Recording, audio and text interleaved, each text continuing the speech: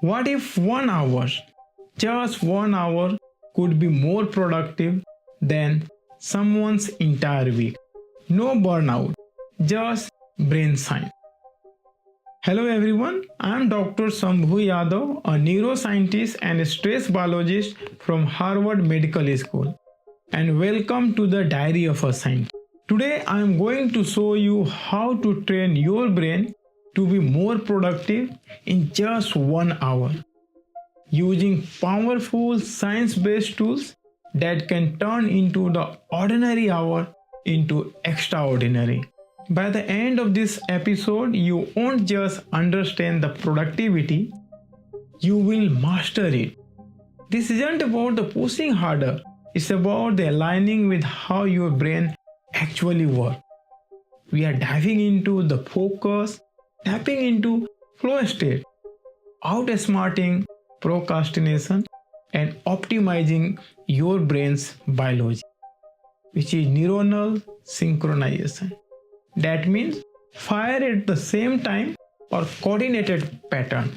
This harmony improves the function like attention, learning, memory, decision making, flow state, and deep focus. Then the neurotransmitter spikes, a specific stimuli like a surprising event, a strong emotion, a rewarding experience, or focus, attention, and then sensory getting. Sensory getting is the brain's ability to filter out irrelevant or unnecessary sensory information so you can focus on what truly matters. So, you will walk away with a science-driven system that transforms just 1 hour into focused sprint of high performance. Let's break it down. Let's start with attention. Attention behaves like a flashlight. It can only illuminate one thing at a time. It only lights up one spot at a time. Try pointing it at your inbox, text messages, and a half-written report simultaneously.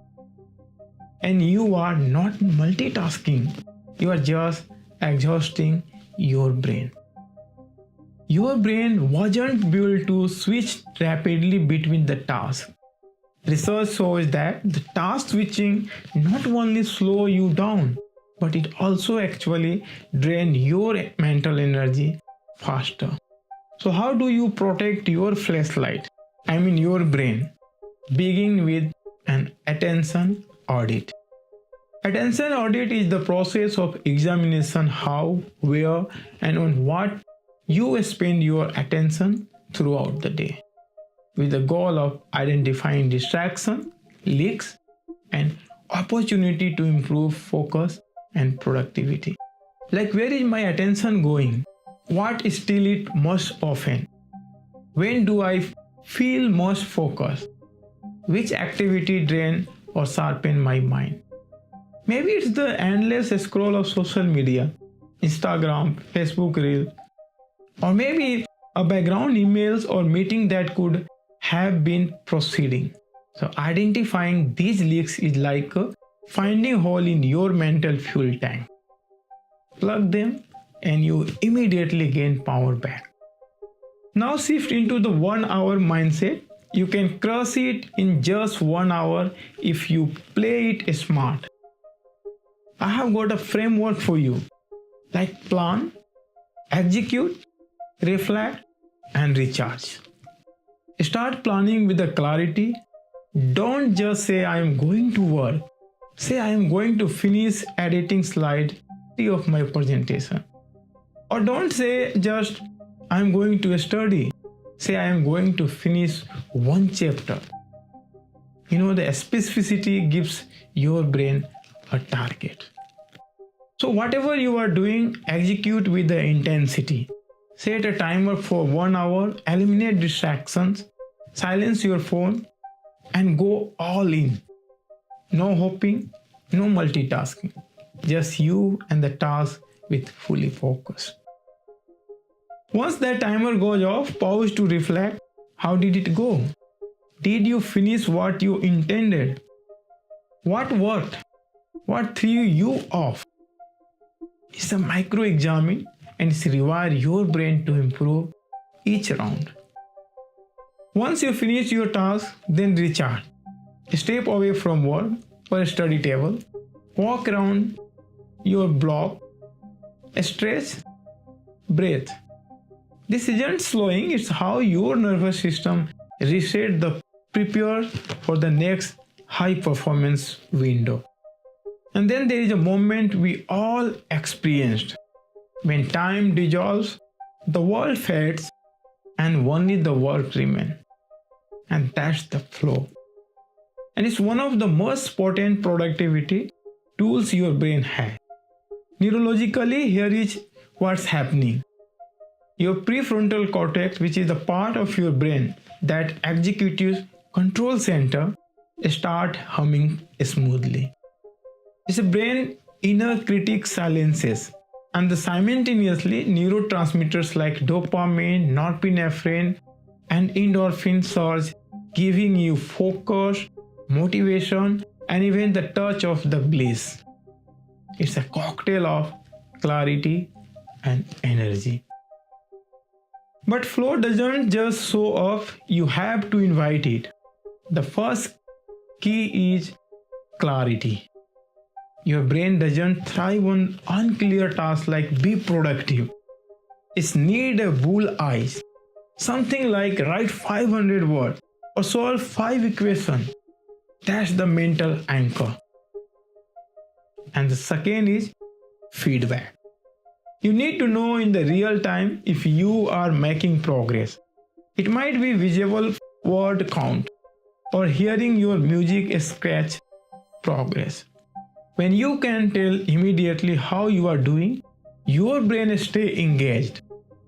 And then comes the sweet spot. That's the narrow line between too easy and too hard. Too simple means you are bored, and too difficult and you are anxious. But to find that perfect middle, challenging but achievable, and your brain activity will increase. And that's where flow lives. Then comes that the invisible wall, the moment you should begin, but don't. The task is right there, but something stopped you. That is the grip of procrastination. I know it's not the laziness, it's your brain protecting you from perceived the threat. See, your amygdala, which is fear center, doesn't know the difference between the real danger and discomfort.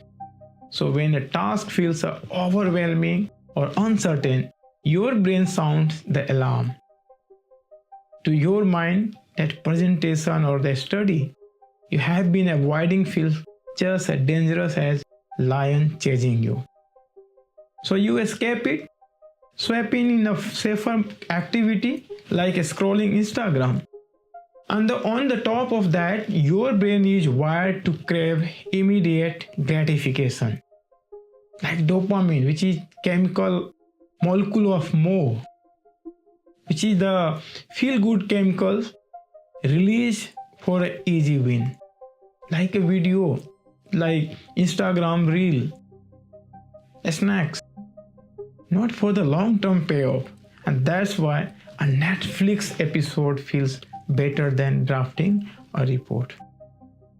But we can trick the system. Start by reframing the task.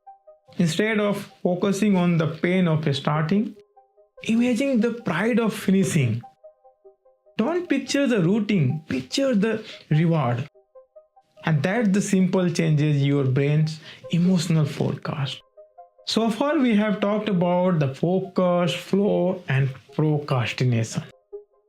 But if your brain is running on the fuel, none of that matter, none of that works. How to fuel your brain with sleep, food and movement? Ever notice how foggy you get after a bad night? That's because sleep isn't just a rest. It's when your brain cleans the toxin, lock in memory and reboots. Scheme on it and your prefrontal cortex, which is the focus boss, starts slowing down. You are moodier, slower, and way more likely to mess up. So aim for a solid amount of sleep every night. Stick on a routine, same bedtime, same wake up, even on the weekend. It synchronizes your body clock so you drift off easier and wake up sharp. But along with the sleep, you should have the nutrient-dense food and then the physical, regular exercise.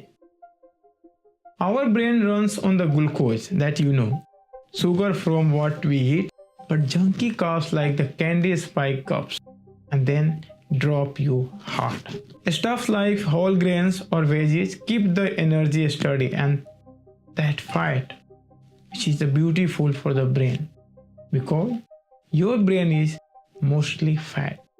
So it loves the good kinds like nuts, fish or avocados. A quick walk or some stretch or even the jumping around your room, that also works. Try it before your focus hour. Okay, your brain has got the energy now, but we need to save some up for the big stuff. The decisions, big or small, drain your energy.